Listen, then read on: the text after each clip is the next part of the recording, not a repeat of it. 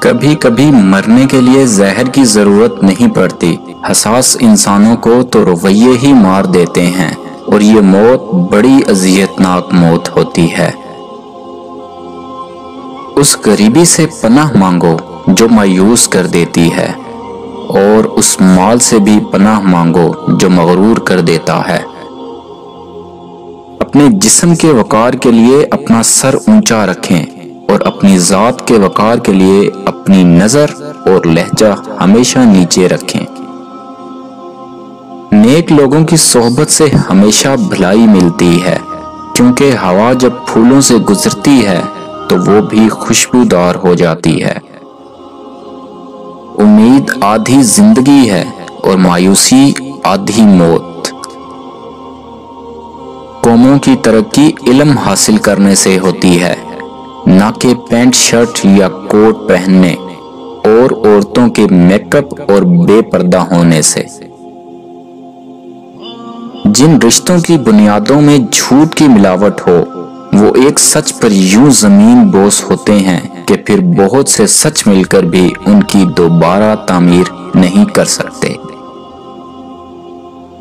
اگر حق کو پہچان نہیں سکتے تو باطل کے تیروں پر نظر رکھو، جہاں لگ رہے ہوں گے وہی حق ہے۔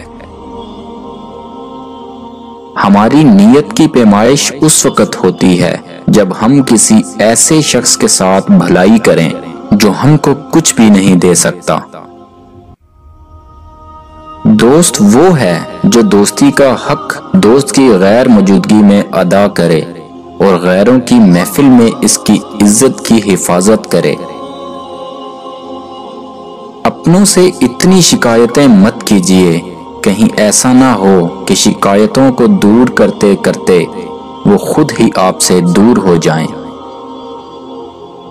اخلاق اور رویوں کی بدصورتی کا احساس ہمیں اس وقت تک نہیں ہوتا جب تک وہ ہمارے ساتھ نہ برتے جائیں۔ دھوکہ کھانے والوں کو تو وقت کے ساتھ ساتھ سکون مل جاتا ہے، لیکن دھوکہ دینے والے کو کبھی سکون نہیں ملتا۔ انسان سب کچھ بھول سکتا ہے سوائے ان لمحوں کے جب اسے اپنوں کی ضرورت تھی اور وہ دستیاب نہیں تھے۔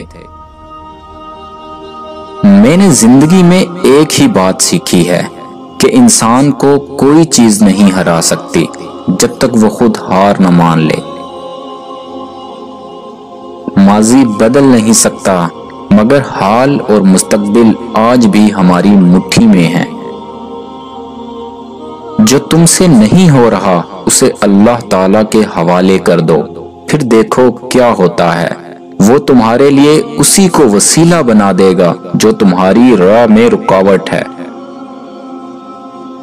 اگر انسان کسی صحیح راستے پر گامزن ہے تو منزل کے حصول کے لیے کسی جلد بازی کی کوئی ضرورت نہیں۔